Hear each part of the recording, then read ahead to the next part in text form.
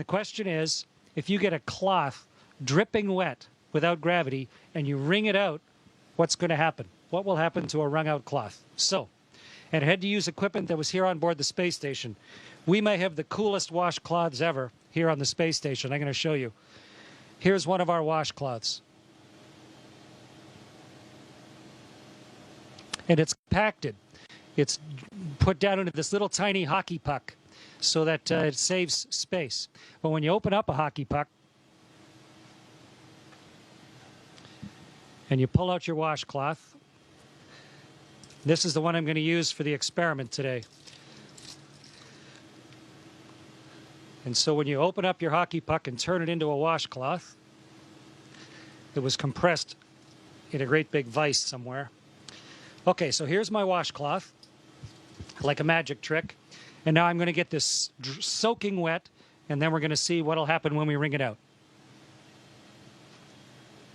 Meredith and Kendra suggested that I dip this in a bag, but bags don't hold water in space, so instead I filled a water bag. This has drinking water in it.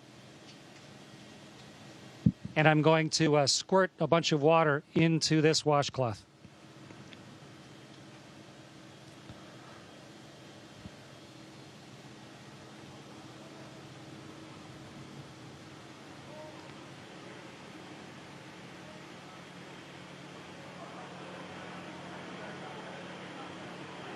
Okay, so here's a soaking wet washcloth.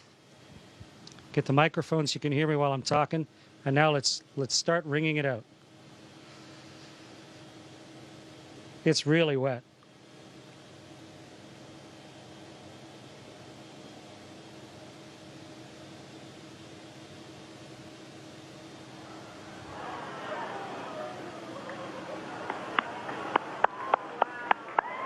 It's becoming a tube of water. The water is all over my hands. In fact, it wrings out of the cloth into my hands. And if I let go of the cloth carefully, the water sort of has it stick to my hand.